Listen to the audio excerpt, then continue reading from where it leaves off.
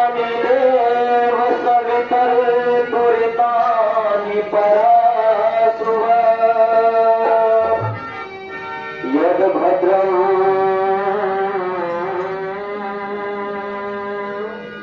तन्मे आसुव।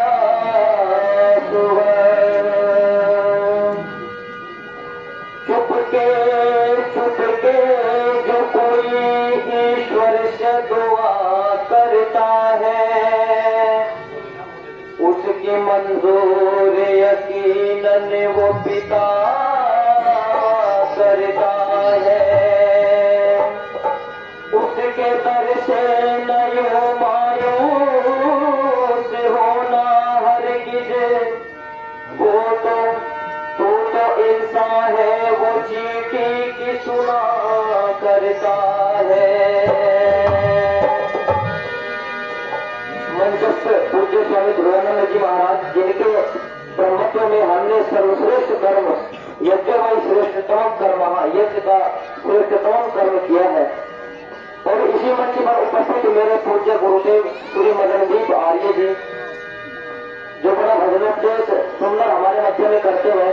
और अभी जो मुझसे पूर्व आप बड़ा सुंदर ईश्वर भक्ति का भजन सुन रहे थे बहन प्रतिभा आर्य जी ईश्वर की सृष्टि की रचना को लेकर के वो भजन रख रही थी।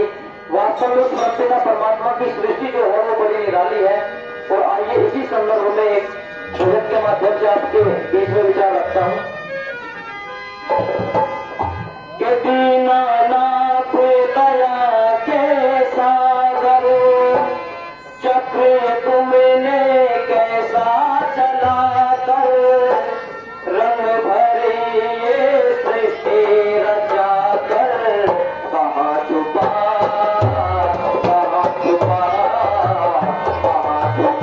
प्रभु कहाँ छुपा। दीनानाथ दया के सागर चक्र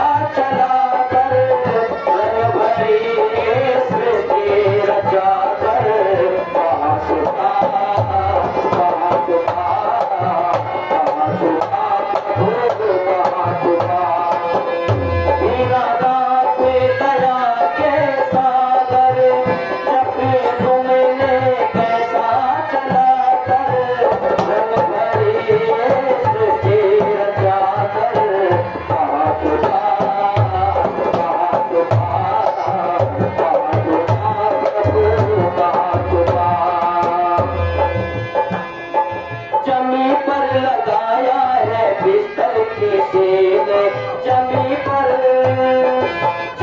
पर लगाया है बिस्तर किसी ने, उस दिन संभाला है ये घर किसी ने, उस दिन संभाला है ये घर किसी ने। बेमोल नजारे करके इशारे, बेमोल नजारे करके इशारे, सब पते रहे सब पता,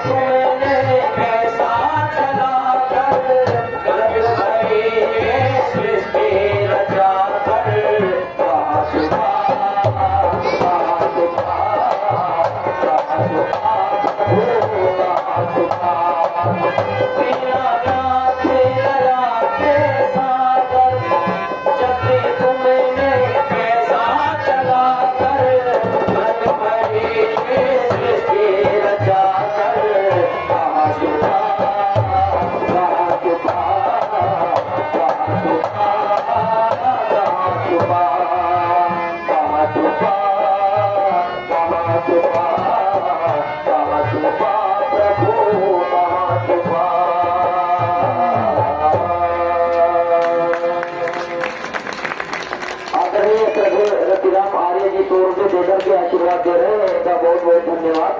तो मैं आप सभी के बीच में एक निवेदन कर रहा था, दीनानाथ दया के सागर, धन्यवाद जी, आदरणीय योगेंद्र जी, बहुत बहुत धन्यवाद। उस परमपिता परमात्मा की सृष्टि को जब आप देखते हैं तो एक बड़ी विचित्र बात दिखाई देती है। इस सृष्टि के कण कण में स्थान स्थान पर आपको ऐसी ऐसी विचित्रताएं देखने को मिलेंगी जो अन्य किसी के बस की नहीं है, क्योंकि वो परमपिता परमात्मा ही ऐसी सृष्टि को बना सकता है, अन्य कोई और नहीं बना सकता। और उस परमपिता परमात्मा की जो बहुत ही उत्कृष्ट रचना है, बड़ी मुख्य रचना है, वो है मनुष्य। आप मनुष्य के शरीर पर विचार कीजिए कि जब मनुष्य का जो बच्चा होता है वो गर्भ में होता है तो वहां पर भी उसके खाने पीने की व्यवस्था परमपिता परमात्मा करता है। जब बच्चा गर्भ में होता है उसकी व्यवस्था होती है, लेकिन जब वो जन्म ले लेता है तब उसके जो खान पीन की व्यवस्था है माता के स्तनों के दूध के द्वारा परमपिता परमात्मा उसकी व्यवस्था करता है। लेकिन जब बालक की जठराग्नि तीव्र हो जाती है उसके पश्चात जब बच्चे का जो है पेट मां के दूध से नहीं भरता तो फिर गौ माता की व्यवस्था की है। गौ माता का दूध पी करके बच्चा अपना पालन पोषण करता है, और जब गौ माता के दूध को पी करके भी उसका पेट नहीं भरता उसके पश्चात परमपिता परमात्मा ने ये धरती माता बनाई है, और धरती माता के अंदर अन्न उत्पन्न होते हैं, फल आदि उत्पन्न होते हैं, अनेक सारी वनस्पतियां उत्पन्न होती हैं, उससे बच्चे का पालन और पोषण होता है। उसके पश्चात वेद माता हमारे लिए बनाई है उस परमपिता परमात्मा ने, तो अनेक माताओं का वर्णन वेद के अंदर मिलता है। तो जो भजन में आप सभी के बीच में अब रखने वाला हूँ उसमें जो बच्चा है वो बालक जो है परमपिता परमात्मा से प्रार्थना करता है कि मेरा भरण पोषण कैसे होगा, क्योंकि सत्यार्थ प्रकाश के अंदर भी ऋषिवर देव दयानंद एक नाम लिखते हैं, उस परमपिता परमात्मा का क्या नाम लिखते हैं, विश्वम्भर, अर्थात जो इस पूरे विश्व का भरण और पोषण करने वाला है। तो आइए भजन के माध्यम से सुनिएगा। जग के पालक सबके स्वामी, तेरा धर्म निराला है। जग के पालक सबके स्वामी, तेरा धर्म निराला है। जीव जहाज पैदा किया है, तूने सबको पाला है। सबके पालक सबके स्वामी, तेरा धर्म निराला है। बच्चा माँ के गर्भ में आए, माँ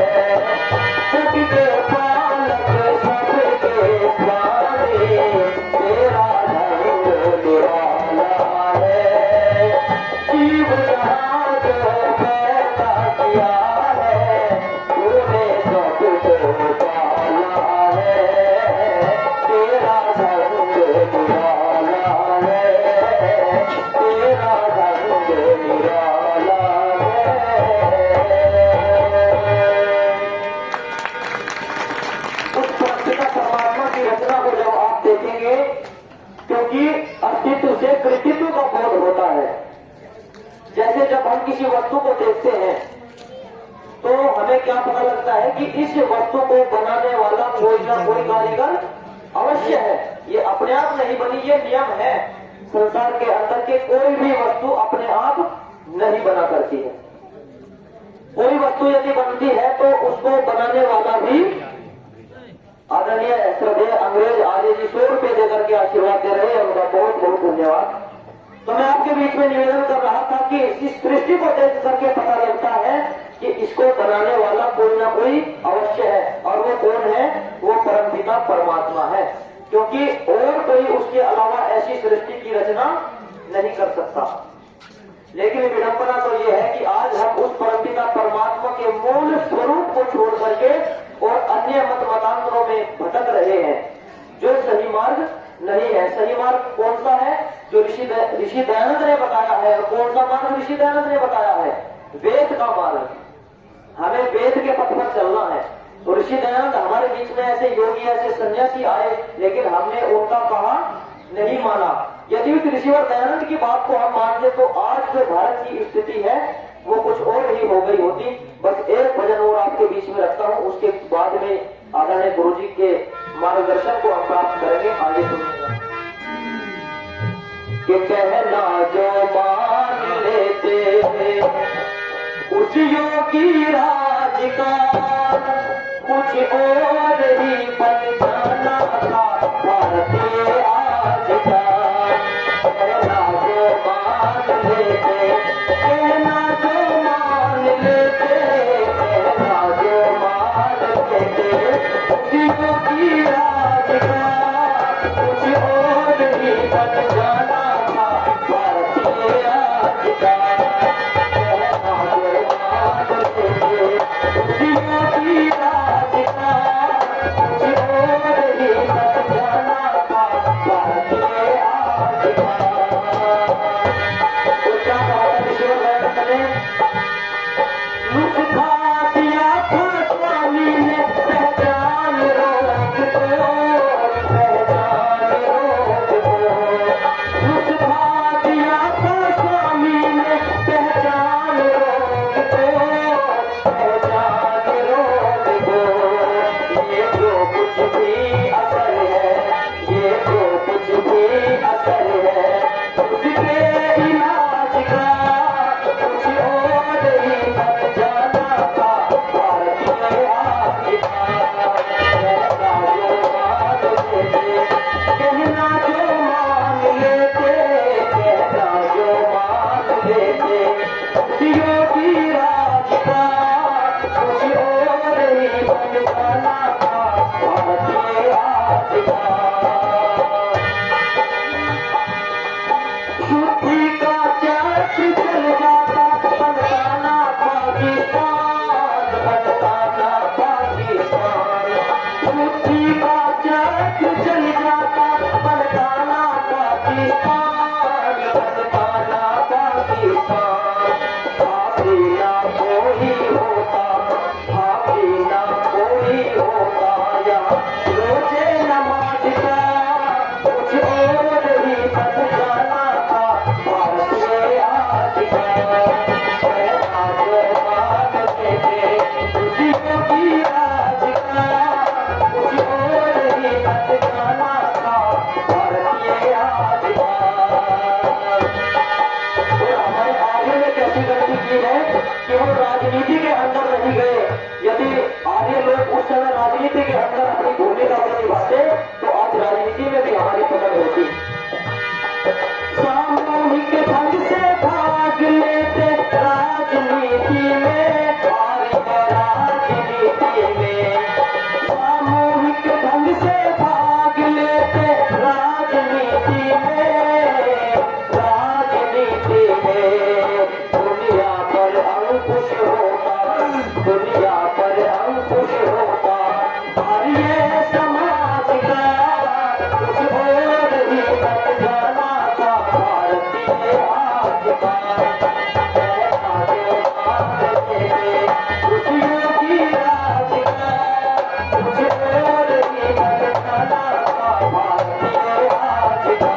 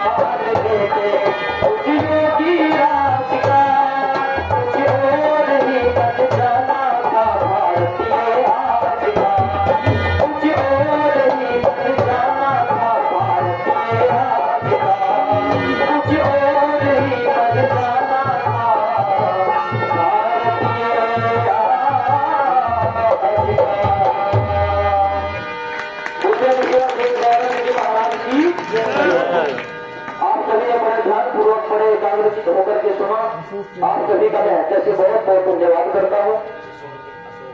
आदरणीय अशोक आर्य जी 100 रुपए देकर के मुझे आशीर्वाद दे रहे हैं, उनका बहुत बहुत धन्यवाद। अन्य माता जी ने और अन्य सज्जनों जो मुझे आशीर्वाद दिया है, सभी का बहुत बहुत धन्यवाद। आप पूज्य गुरु जी हमारे बीच में।